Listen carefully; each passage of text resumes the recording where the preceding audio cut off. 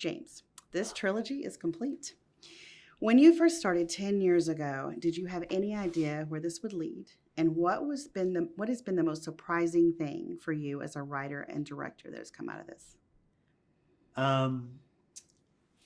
I think that from the beginning, I don't want to sound too egocentric, but I always had an idea that this could be a trilogy. I always had an idea that this was a bigger story than just one movie. And I always knew that I had a fuller story that I needed to tell from the very beginning about Rocket, about Nebula, about Peter Quill.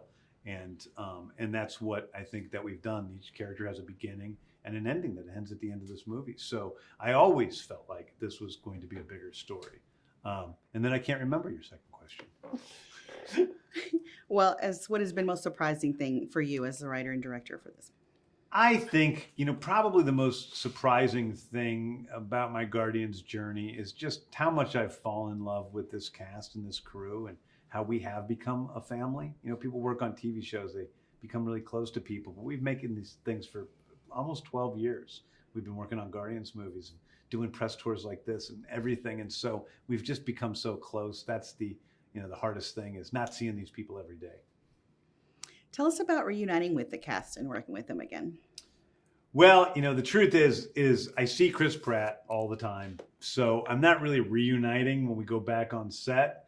I see Palm all the time. I talk to Karen a lot. So obviously my brother Sean, we're buddies. So it really isn't reuniting. It's just kind of getting us all back together again. And so that's more of what the vibe is. I think the surprising thing on set is everybody being together and everybody has their own important piece of the puzzle on screen, but also off screen in terms of us as a group. Each person has their own specific piece of this family. From the very beginning, when Marvel first came to me and said, hey, would you be interested in doing this Guardians of the Galaxy movie? We're taking pitches on it. What do you think? I was a little afraid. I'm like, this could be stupid. This could be like Bugs Bunny in the middle of the Avengers. I didn't want to create a cartoony character to, ruin the MCU. And so I was driving home from that meeting. I was thinking about it. I'm like, okay, let's say that there is a talking space raccoon. Where did he come from? How could he be grounded? How could I feel real about this character? And I realized that this was the saddest creature in the world. This was a little guy who was taken, a little innocent animal and turned into something he didn't ask to be and was like nothing else in the universe. So he was completely alone. To me, that's the seeds of the entire Guardians franchise. That was always the story I was telling, and it leads to this.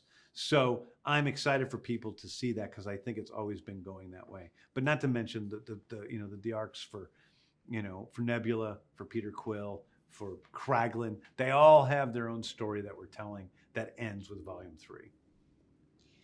You have a great blend of the practical and CGI in the film. Why is it important for you to do as much in camera, and what does it bring to the film? Well, I don't really have some obsession with doing things practically in camera with effects. What I look for is what is the best way to tell the story. So if an effect can be done the best with prosthetic effects, and we have more prosthetic effects in this than any movie ever made in the history of film, for real, then I'm going to do that. And if it's best served by doing computer, graphics, then I'm going to do that. So it's really what looks the best, what serves the story. If you have a raccoon running around who's talking and doing action scenes, you need to CGI that. We can't do that with puppeteering. It's just not possible. But if you're going to have a, vampire Batwoman who's going to have big emotional scenes with the rest of the, the cast, well, that is probably going to be, a prosthetic effect. And I find that something in a lot of movies they do is they just don't prepare enough. So they just do everything CGI because they're being lazy and they're not getting it done beforehand. And we just make sure to take as much time as we need to get things right so we can do it on screen when that's the best way to do it. How did you go about selecting the music for this film? Was it easier since you had done the two before, or did it present new challenges? I think the hardest thing about making this movie was putting together this soundtrack. I think on the first two movies, they were all, 70s AM pop hits. There's a limited supply, there's a limited amount of top 40, 70s songs that I could use. On this movie, it's songs from the 70s, 80s, 90s, 2000s. So I kind of had all pop music to choose from. And figuring that out was daunting. And I didn't want to let people down. I knew that the first two soundtracks were iconic in their own ways. And so I wanted to do something that was as good as those two things. And I worked really, really hard and switched out songs constantly, trying to figure it out, and eventually came with the mix we have, and I'm really happy with it.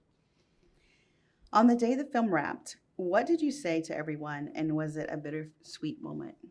I don't remember what I said to everyone on the day that we wrapped. I'm working hard. I'm like, I love you guys. Goodbye.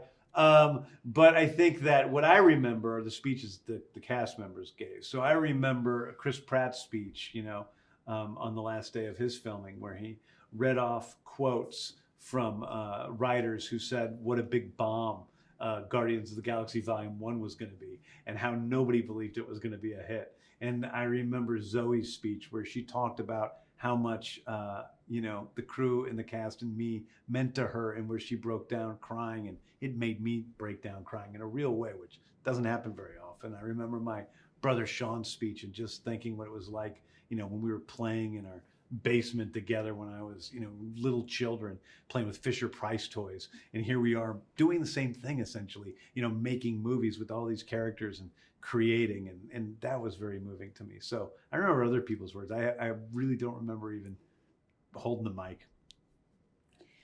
What do you hope audiences will experience when they watch Guardians of the Galaxy Volume 3? I always hope for one thing when people go to see a movie. I hope that when they go to see a movie, they walk in, they enjoy it, of course. And then when they walk out of the theater, they love the person next to them a little more than what they felt about them when they walked in. That when they walk out of the theater, maybe they feel a little bit more hopeful about what this world can be than when they walked in. This is a story about compassion. It's about the power of compassion, the power of empathy, and hopefully a little bit of that will soak up, just a little bit in people, and then we'll have been, done what we needed to do.